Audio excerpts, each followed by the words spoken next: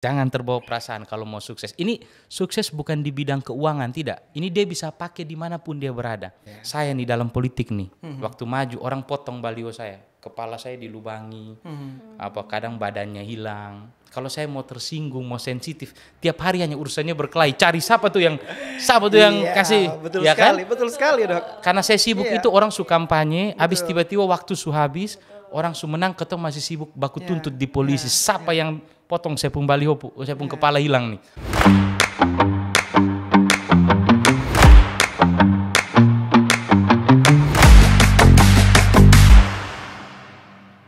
Selamat datang Dr. Christian Widodo di OMC Podcast. Selamat datang Kak Fik, Kak April.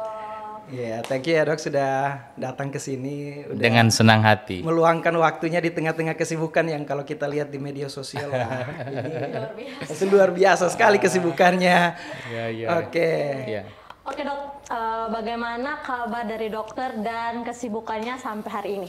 Kemana? Ya memang akhir-akhir ini nih Kakak April, Kak Fik memang lagi agak sibuk karena kita lagi fokus untuk maju di Pilkada 2024. Ya tentu waktu itu memang agak ketat, agak hektik, tapi tidak apa-apa lah. Selagi masih muda kita menang di energi, kita menang di waktu, kita bisa jalan banyak, kita jangan sia-siakan masa muda kita.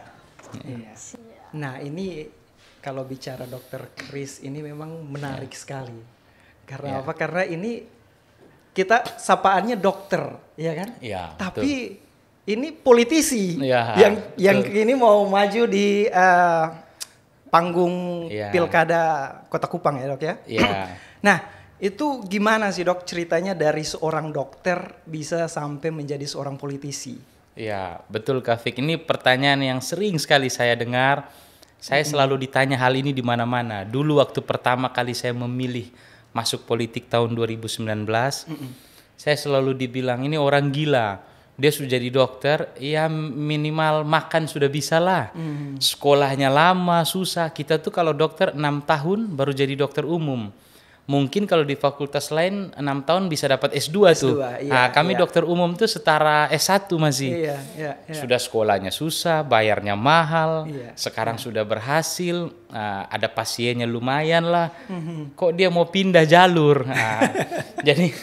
Jadi ini begini ceritanya, kalau saya boleh dari awal itu, saya tuh sudah 8 tahun keliling melakukan pengobatan gratis bakti sosial. Sudah sejak lama. Nah lalu ketika saya berkeliling waktu itu 8 tahun lalu, banyak masyarakat yang bilang, dok kenapa dokter tidak coba maju aja, masuk ke dalam sistem. Di sistem itu dokter punya kekuasaan, punya kebijakannya, punya anggarannya, jadi saya tidak lagi harus setengah mati turun pengobatan gratis satu persatu.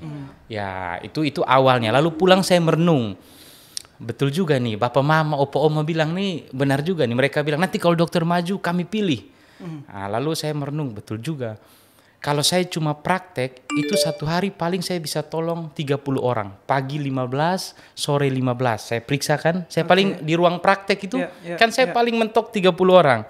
Tapi dengan saya ada di dalam sistem, saya punya kekuasaan mengatur kebijakannya, saya bisa bantu ratusan ribuan orang setiap hari. Contoh, saya bikin bagus puskesmas pelayanannya. Itu kan saya bantu ratusan ribuan orang.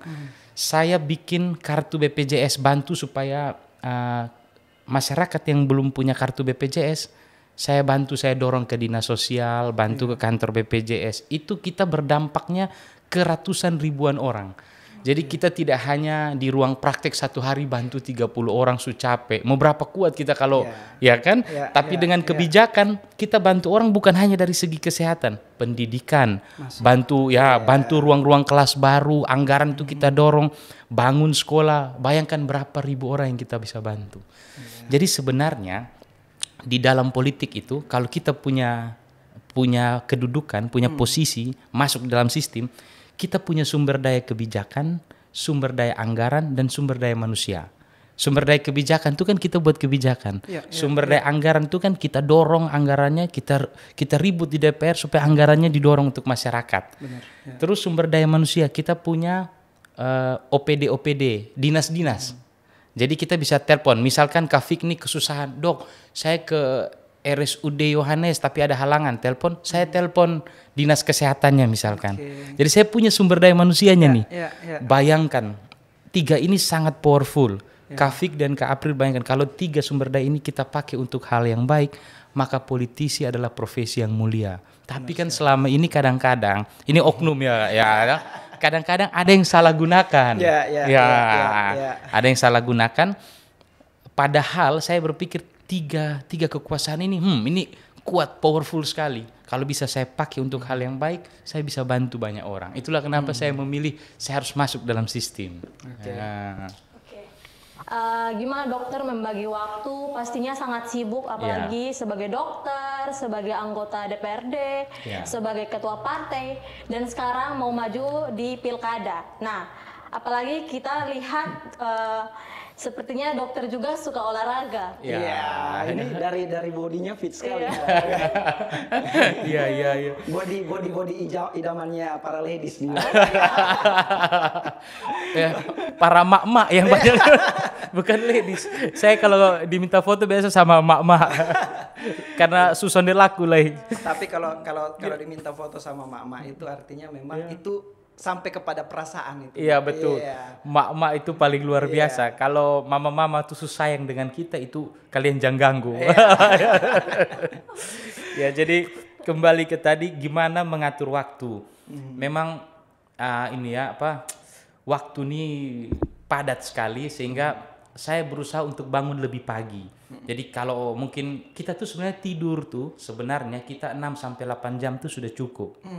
Jadi kalau kita tidur jam 10, kalau kita hitung 6 jam, itu kan jam 4 pagi. Kalau kita ambil 8 jam, itu jam 6 pagi harusnya kita sudah cukup tuh. Ya, jadi saya memperpendek waktu tidur, saya memperbanyak waktu kerja saya. April bangun jam berapa? Sadar apa? Nanti pelan-pelan. Jadi saya paksa saya untuk bangun pagi jam 6 supaya waktu kerja saya lebih banyak. Kalau orang punya waktu kerja misalkan 24 jam itu sudah habis 10 jam, berarti dia tinggal 24 kurang tinggal 14 jam. Ya, saya berusaha untuk habis waktu tidur saya hanya 6-8 jam. Jadi saya punya waktu kerja 16 jam, lebih panjang. Disitulah saya bisa menang dari orang lain. Ketika orang lain masih tidur, saya sudah mulai bangun, saya sudah mulai balas-balas WA, saya sudah mulai ini. Jadi saya sudah olahraga, jadi saya usahakan olahraga tuh sepagi mungkin. Jadi ketika orang buka mata, orang baru mau mulai, saya sudah selesai olahraga. Memang waktu ini sempit, tetap harus ada yang kita korbankan. Tidak bisa semua itu berjalan dengan lancar, jadi dokternya ini bisa praktek ini, DPR-nya jalan, tidak bisa. Memang waktu-waktu sekarang ini saya kurangi waktu prakteknya. Saya percaya bahwa hidup yang tidak pernah dipertaruhkan sesungguhnya tidak pernah dimenangkan. Jadi harus ada yang kita pertaruhkan. Waktu bersama keluarga kadang jadi pendek supaya saya bisa menang sesuatu. Kalau kita tidak pernah pertaruhkan apa-apa dalam hidup, waktu aja kita nggak mau korbanin, mau bangun pagi aja kita mau menang apa dalam hidup? Ya kan? Harus ada yang dipertaruhkan supaya kalian bisa menang sesuatu dalam hidup, apapun itu. Nah, itu menarik juga, Dok, karena untuk anak-anak muda seharusnya ini salah satu motivasi agar semuanya kita semangat. Waktu kita kan anak muda ini kan lebih energik. Waktu penggunaan waktu harusnya lebih bisa kita semaksimal menang di mungkin. energi. Nah, kalau gitu, Dok, pertanyaannya gimana sebenarnya anak muda zaman sekarang ini menggunakan waktu, dan juga gimana caranya mencetak anak muda untuk bisa unggul di dunia sekarang ini, Dok? Bagus, Kak Fik punya pertanyaan ini bagus. Jadi kan sekarang ini kita tahu banyak distraksi media sosial, banyak tantangan global, banyak hoax, banyak hal-hal negatif. Gimana caranya supaya anak muda ini bisa bertahan dan mereka selalu sukses di dunianya masing-masing? Mereka mau dunia kerja, mau dunia bisnis, dunia usaha, dunia politik. Gimana caranya supaya bisa sukses? Itu kalau kita perhatikan orang-orang sukses di Indonesia, di dunia, mereka punya rumus karakter yang sama. Jadi sukses itu bukan ditentukan dari seberapa tinggi Anda sekolah, seberapa banyak uang Anda, tidak. Coba perhatikan, banyak orang pintar yang waktu sekolah nilainya tinggi, waktu dia di dunia kerja, bisa aja dia kalah sukses dengan temannya waktu itu nilainya jelek semua. Benar. Kan banyak kan? Banyak ya. yang sekolah biasa-biasa saja tamatan SMA, kuliah mungkin tidak selesai, tapi mereka bisa sukses. Coba perhatikan orang-orang sukses itu kadang sekolahnya nggak tinggi. Berarti ada rumus yang sama, ada karakter yang sama. Nah hari ini saya mau bagikan. Yang pertama, anak muda tuh harus fokus. Ini saya cerita contoh fokus saya waktu mau masuk kedokteran kan disuruh isi formulir pendaftaran. Ada pilihan 1 fakultas apa, 2 apa, 3 apa, 4 apa ya. Saya isi cuma 1 fakultas kedokteran. Yang 2, 3, 4-nya saya kasih kosong. Waktu saya kumpul, dosennya tanya, lah kau tidak isi ini barang, kau kasih kosong. Kalau tidak lulus di fakultas kedokteran, mau kemana kamu? Terus saya bilang, ya kalau tidak lulus saya pulang Kupang. Saya memang mau fokus 1 ya, saya tidak ada pilihan lain. Itu pulang 1 minggu saya belajar mati mampus Kak April. Jadi karena saya sudah terlanjur tulis 1 dan saya sudah kumpulkan barang itu. Saya tidak bisa ambil lagi. Nah, itu yang mau saya ajarkan bahwa kita selalu punya mindset fokus. Cuma 1. Coba bayangkan, ada 2 tebing. Ada papan tipis, kita disuruh jalan, di bawahnya kita kasih jaring pengaman. Pasti kita jalannya ceroboh, tidak hati-hati karena kita pikir jatuh juga kan ada safety net aman kan? Coba saya cabut safety netnya. Pasti Kak Fik dengan Kak April hati-hati, fokus satu tujuan sampai akhirnya berhasil mencapai tujuan itu. Tidak jadi jatuh. Karena ini pilihan hanya hidup dan mati. Nah, kita sering kan dalam hidup bertemu, itu namanya the power of kepepet. Kalau suka kepepet, ya toh? Pilihan antara hidup dan mati, lalu akhirnya berhasil. Sering kan? Last minute. Last chance lah. Ini kita sudah tidak bisa lah. Ini hidup dan mati itu. Nah, jadi saya mau ajarkan bahwa anak-anak itu harus fokus satu tujuan. Jangan anak-anak sekarang kalau disuruh isi fakultas itu, mereka isi fakultas misalkan akuntansi, 2 manajemen, 3 diskomfis, 4 sosial politik. Akhirnya belajarnya setengah-setengah. Kalau saya tidak lolos yang fakultas nomor 1, tenang aja, saya sudah isi nomor 2. Jadi saya mau ajarkan bahwa memang dalam beberapa hal perlu backup plan itu perlu, tapi saya mau ajarkan bahwa jangan di setiap momen kita harus punya backup plan, kita harus punya rencana cadangan. Itu bikin kita tidak fokus. Ada satu cerita bagus, Napoleon Bonaparte. Itu pahlawan Prancis paling terkenal. Dia itu selalu menaklukkan pulau yang dia datangi dengan armadanya, kapalnya. Dia kalau datang mau perang di satu pulau, dia datang, pasti dia selalu berhasil. Tahu rahasianya apa? Dia suruh anak buahnya turun dari kapal, dia bakar kapal anak buahnya semua. No way back. No turning back. Dia bilang kamu di sini pilihannya hanya berperang, kita menang, kita tinggal di ini pulau atau kamu mati. Itulah kenapa dia sampai hari ini menjadi pahlawan Prancis terbesar itu. Dia selalu berhasil menaklukkan daerah-daerah itu di sekitarnya. Karena itu tekniknya. Dia mau ajar pasukannya supaya fokus. Tidak ada pilihan kedua.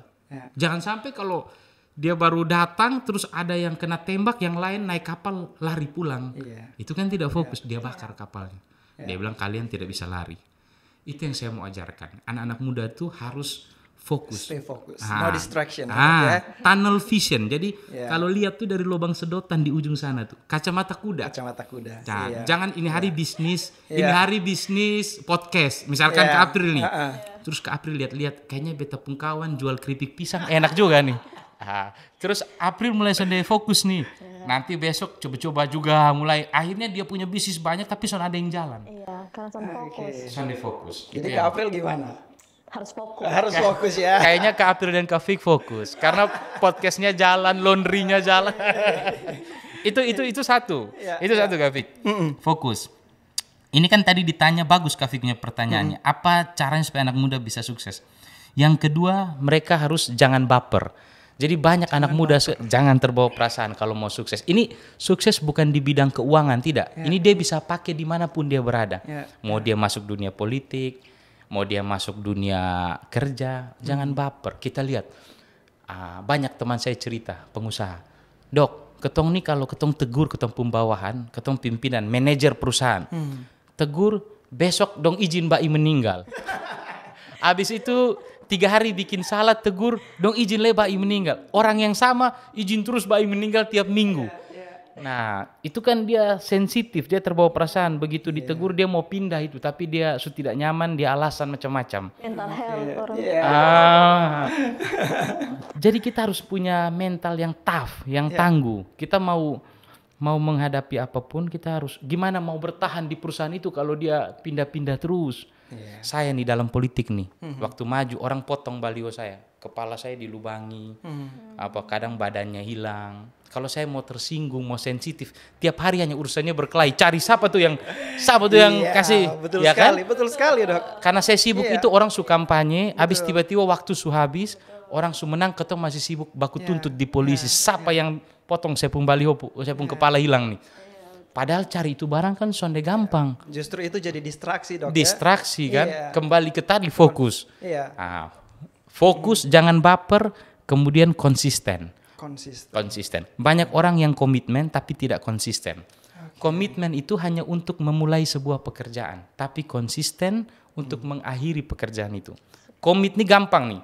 Kafik dengan Kapril kita komitmen kita usaha sama-sama bagi 50-50. Habis itu konsisten tidak menjalankannya. Jangan sampai di tengah Kafik rasa beta kayaknya kerja lebih keras, beta 70%, lu 30 saat.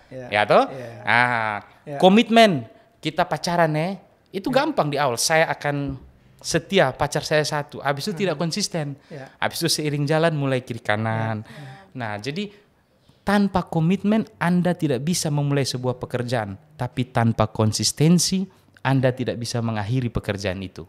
Without commitment you never start, and without consistency you never finish. Itu penting sekali. Konsistensi. Mau olahraga nih, kan? Itu contohnya.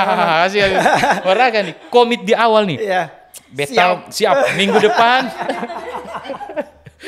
depan beta mau fitness. Ya kan, minggu depan mau fitness. Habis itu jalan 1 bulan, mulai badan sakit. Diet juga begitu. Itulah yang saya maksud konsisten. Hai Kapril, gimana kabarnya? Jadi konsisten itu Kafik, dia melebihi motivasi. Saya itu kalau lihat dumbbell, saya punya alat fitness tuh, saya tidak termotivasi lagi. Kalau bilang semangat motivasi sudah tidak ada, itu sudah bertahun-tahun dan itu badan sakit, saya sudah tidak termotivasi, tapi karena konsisten saya angkat aja, biarpun capek, sakit tetap saya angkat. Saya bikin kayak robot aja. Saya rasa saya ini mesin robot, saya angkat aja. Itu konsisten. Seberapa bagus hari ini saya motivasi Kafik dengan Kapril, tapi bertahan 1 minggu, saya semangat dengar dokter omong, besok saya mau olahraga, mau ini. Bertahan 1 minggu, kalau tidak konsisten hilang. Seberapa bagus buku motivasi yang kita baca, tapi kalau tidak konsistensi itu datang dari diri sendiri, percuma. Dia paling tahan 1 minggu. Sering kan, kita baca buku motivasi, besok semangat nih. Habis itu 1 minggu, sudah balingan. Jadi fokus, jangan baper, konsisten, yang terakhir mampu beradaptasi. Jadi anak muda mampu beradaptasi terhadap segalanya.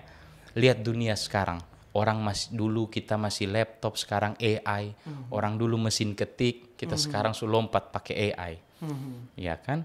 Kalau kita di dalam dunia bisnis, kita di toko misalkan masih pakai nota manual, tulis tangan, belanja satu sak semen, 2 staf besi, sekarang harus pakai barcode, tembak-tembak aja.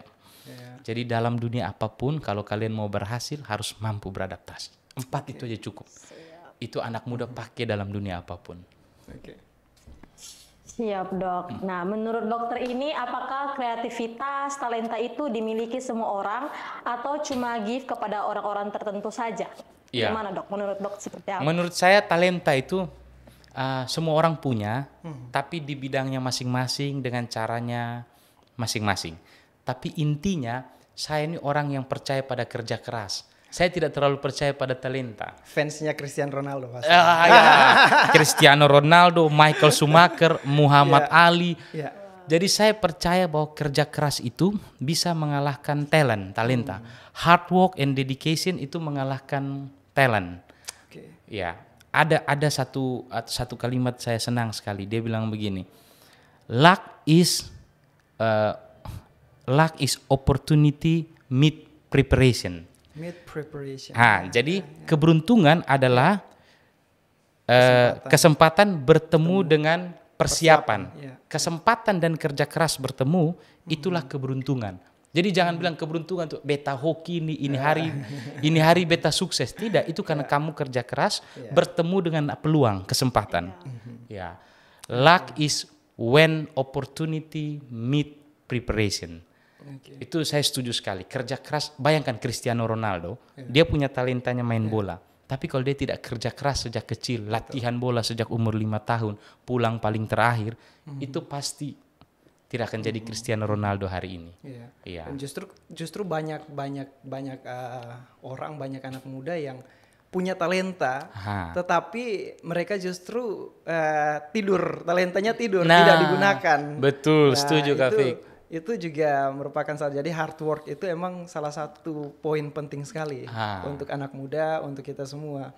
Nah, sekarang ya Dok, gimana cara untuk mendorong anak-anak muda untuk menggunakan talenta mereka untuk menjadi kreatif, untuk bekerja keras? Nah, jadi anak-anak muda ini harus pertama mengenali talentanya. Itu sekarang tuh dari kecil banyak tes minat dan bakat. Jadi sejak SD, sejak SMP, itu di sekolah, bahkan ada dibuka tes minat dan bakat. Jadi kalau kita tahu sejak dini tes minat dan bakat, kita tahu minat dan bakat kita di mana, terus kita asah, kita fokus yang tadi, itu pasti di usia 20, 25, 30 kita jadi maestronya. Bayangkan, kalau dari kecil kita tahu kita bisa menyanyi, punya talenta dari 5 tahun, saya kasih les anak ini menyanyi, saya kasih kursus, dia sekolah tetap sekolah, tapi saya fokus di nyanyinya dia. Bayangkan umur 25 tahun pasti dia jadi diva. Ya kan dia punya talentanya, kita kenali talentanya, kita kasih dia hard work, kerja keras, kasih dia dedikasi, konsistensi, pasti jadi. Michael Schumacher dari kecil kalau latihan bola tidak jadi Michael Schumacher, pembalap nomor 1 di dunia. Muhammad Ali kalau dari kecil latihan biliar tidak jadi petinju terkenal. Ya kan? Cristiano Ronaldo kalau latihan balap tidak jadi Cristiano Ronaldo hari ini. Itu karena mereka mengenali minat dan bakatnya terus diasah sejak kecil. Jadi gini Dok, tadi juga ini motivasi yang luar biasa buat kita. Nah, tadi saya masih teringat kembali tadi apa kata-kata dokter tentang distraksi dan fokus. Nah, ini di era yang serba digital, segala sesuatu serba digital, ini kan membuat kita mudah terdistraksi juga. Betul. Kayak anak-anak muda kita bisa dari pagi sampai malam game sampai pagi kembali, akhirnya tidak produktif. Betul. Di dalam kehidupan kita, dalam kehidupan sehari-hari. Nah, kira-kira gimana sih menurut Dok? Ada gak cara untuk kita lebih produktif di tengah-tengah distraksi yang banyak ini sekarang? Siap Kak Fik, ini juga bagus nih, saya suka nih. Ini pertanyaannya agak filosofi dikit. Ya, jadi kalau saya selalu mengambil jarak. Jadi saya sebut dalam tanda kutip kita itu bukan hanya anak muda. Kita orang-orang yang dewasa muda, orang tua pun kadang kita tidak mengambil jarak terhadap segala sesuatu. Kita terlalu press. Pagi bangun langsung buka HP, lihat WA, kerja, buka laptop, siang ke sana kemari malam. Kita tidak mengambil jarak. Kadang tuh kita harus punya waktu menyendiri. Saya saran 1 jam dalam sehari itu kita harus punya waktu untuk evaluasi diri.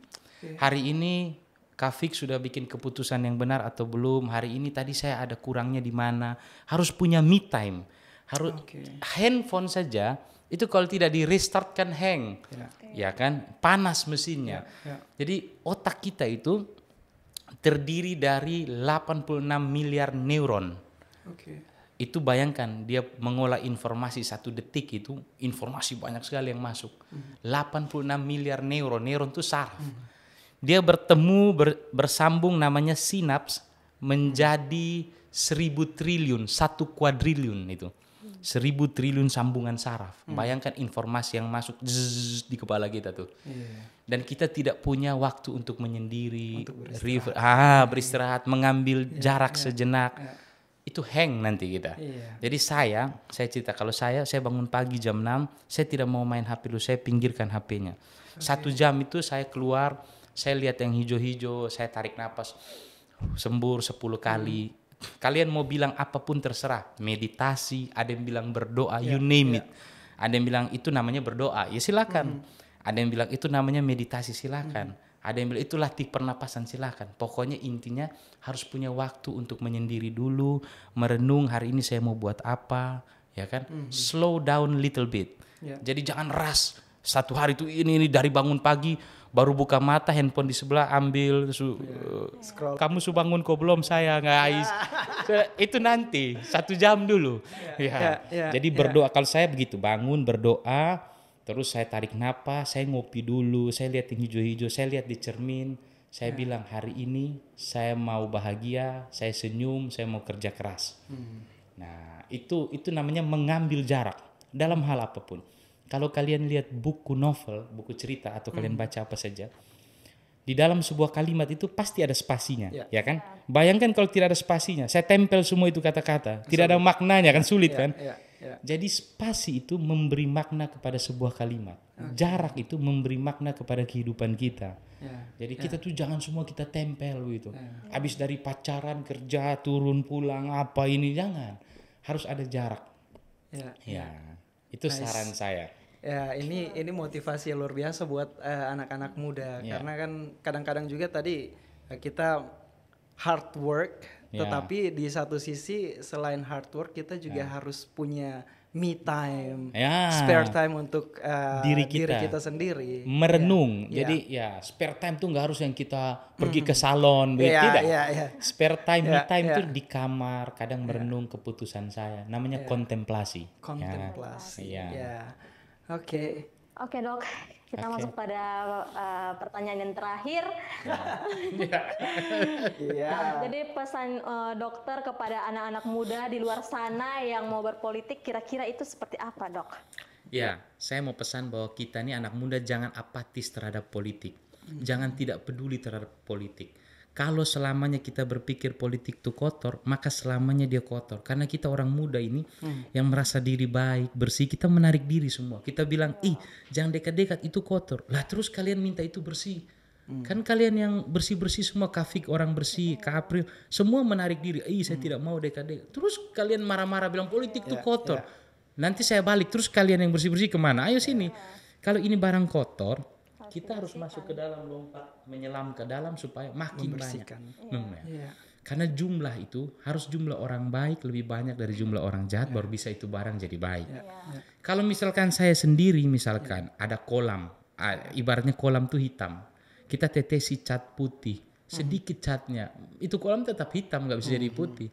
Harus saya tuang banyak yang warna putih, baru dia bisa jadi putih. Nah, jadi saya mau bilang anak muda jangan apatis, jangan orang baru sebar berita politik udah, jangan politik di sini loh.